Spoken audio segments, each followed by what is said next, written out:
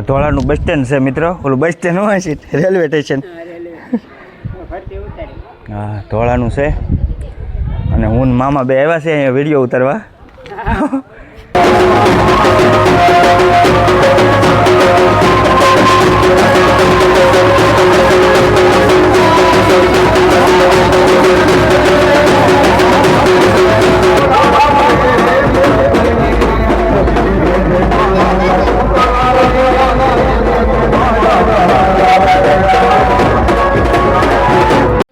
હાલો મિત્રો, welcome to back to my YouTube channel. Mansukh R Solanki વ્લોગમાં તમારું હાર્દિક સ્વાગત છે મિત્રો. તો આજે સવારમાં નાહી ધોઈને કમ્પ્લીટ થઈને આજનો વિડીયો ખાસ થવાનો છે. ખાસ વિડીયો જોજો બધાય. આજ જવાનું છે મારે રમેશભાઈ સફાળિયાવાળા પાસે, મારા મામા પાસે જવાનું છે. અને ધોળામાં આપણે ના રામનવમીની શોભાયાત્રા છે એટલે ત્યાં જવાનું છે. અને વિડીયો ઠેઠ સુધી જોઈજો. આજ બાકા ચીકી બોલવાની છે. આજ ના કોણ કોણ મોટા મોટા યુટ્યુબરો છે એ બધાની મુલાકાત કરીશું આપણે. રમેશ મામાને મળીશું, દેગુભા ધોળાવાળાને મળીશું. અને જો ગાડી બાડી ધોઈ બંધ કમ્પ્લીટ થઈને હાલો હવે નીકળી જવું છે અને જવાનું છે ધોળા. તો વિડીયોમાં બના રહીજો. હવે આપણે સીધા ડાયરેક્ટ પૂછશું ધોળા.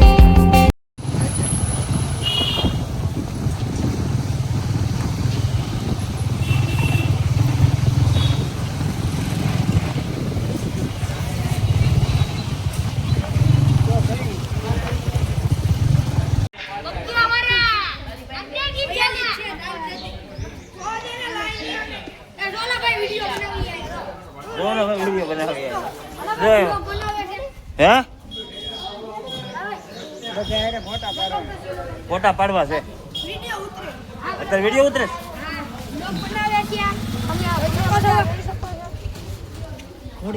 કયું ગામ છે? ધોળા.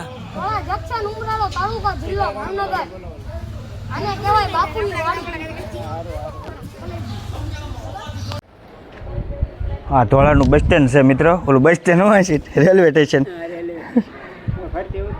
હા ધોળાનું છે અને હું ને મામા બે આવ્યા છે અહીંયા વિડીયો ઉતારવા. અને વિડીયો ઉતારશું અને વિડીયો જોતા રહીજો. વિડીયો સારો લાગે તો લાઈક શેર સબસ્ક્રાઈબ કરતા રહીજો.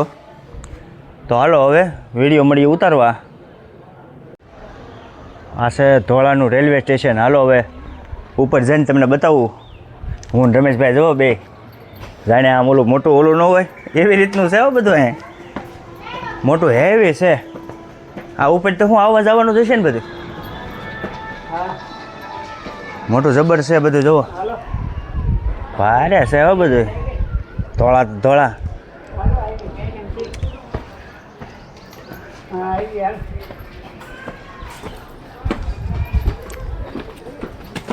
ક્યાં કૂતરું ચડીને સૂતો એને શું ઉપાધિ બધું. ઓહો હો ઊભો લેવો છે.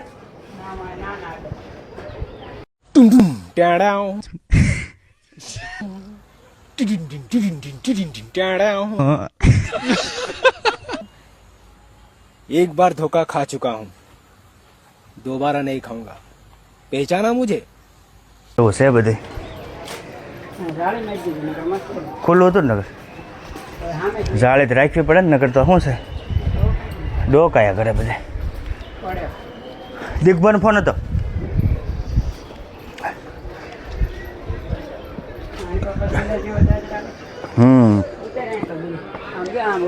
હાલો આઈને કે પેલા ઉતારી ધોળા ધોળા લોકેશન જુઓ જુઓ કેવું રિઝલ્ટ આવે. આ બધું રેલવે સ્ટેશનનું જશે ને.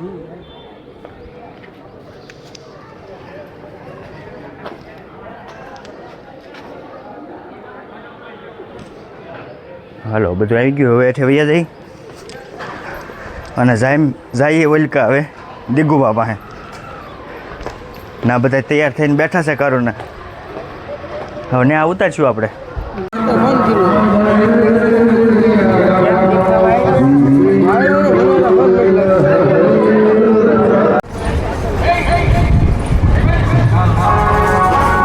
લે આ તો પાણીમાં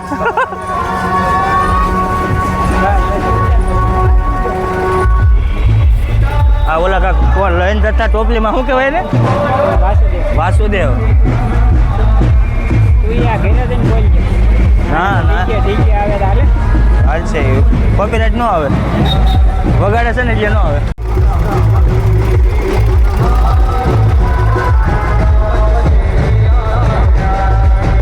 દેખાતી રેટ મંદિર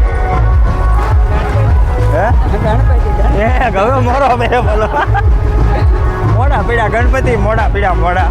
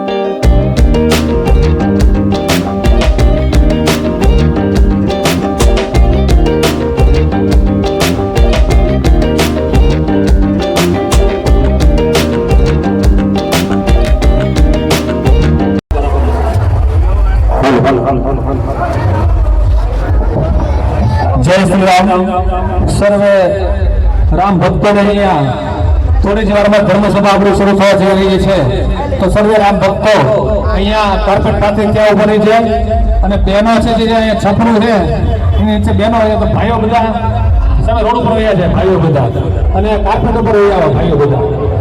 જો બહેનો બધા હોય તો બહેનો અહીંયા આવી જાય.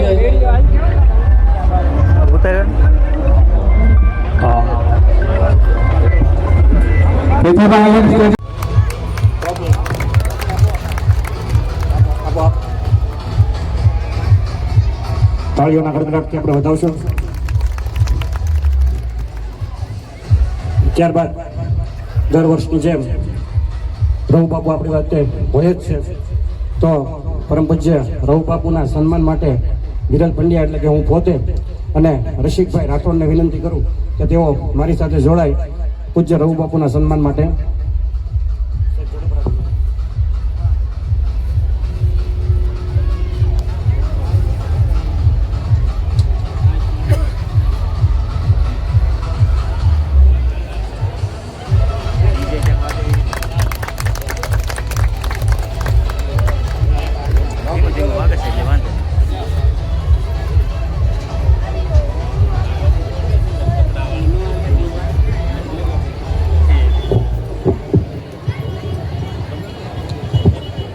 ત્યાર પછી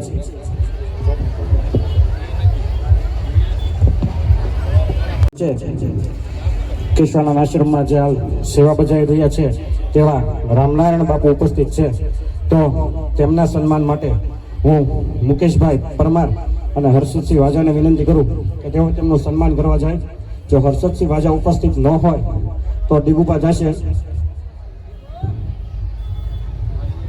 મુકેશભાઈ પરમાર અને હર્ષદસિંહ વાજા.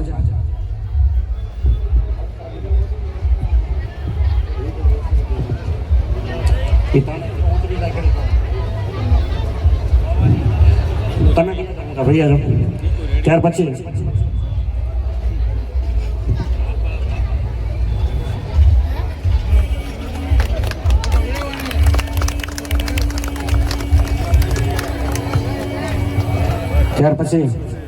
આપણી વચ્ચે ગોપાલ દાદા ઉપસ્થિત છે. ગોપાલ દાદાના સન્માન માટે હું ગોપાલભાઈ અને ભગવાનભાઈ આહિરને વિનંતી કરું. ગોપાલભાઈ ભટ્ટ અને ભગવાનભાઈ આહિર ઝડપથી ગોપાલ દાદાનું સન્માન કરશે. ત્યાર પછી અગાઉ જેમ વાત થઈ એમ કે જે આ રથયાત્રાની શરૂઆત જેમને કરી છે એવા પંડ્યા સાહેબના સન્માન માટે હું અજયભાઈ સોની અને રાજુભાઈ વાળાને વિનંતી કરીશ કે તેઓ પંડ્યા સાહેબનું સન્માન કરશે. અજયભાઈ સોની અને રાજુભાઈ વાળા. જો અજયભાઈ હા ટ્રોફી દો.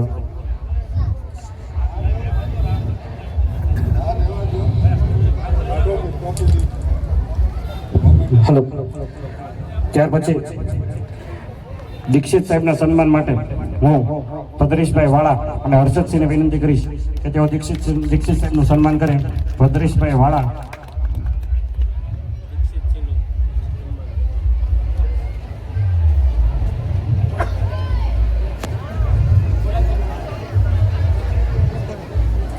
ત્યાર પછી આપણે વચ્ચે પેથાભાઈ આહિર માજી ચેરમેન જીઆઈડીસી ઉપસ્થિત છે. તેમના સન્માન માટે હું લાલાભાઈ ગોસ્વામી અને હરીશભાઈ પંડ્યાની વિનંતી કરીશ કે તેમનું સન્માન કરે. ઝડપ રાખજો. લાલાભાઈ ગોસ્વામી અને હરીશભાઈ પંડ્યા પેથાભાઈ આહિરનું સન્માન કરશે. ત્યાર પછી રાષ્ટ્રીય સ્વયંસેવક સંઘમાંથી વિસ્તારના સેવા સંયોજક એવા વિપુલભાઈ મકવાણા.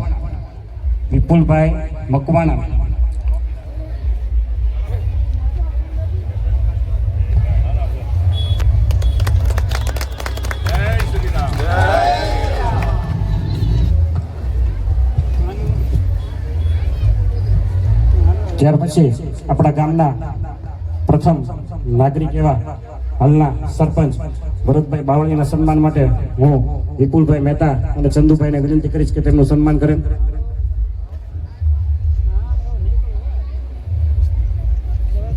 વિપુલભાઈ મહેતા અને ચંદુભાઈ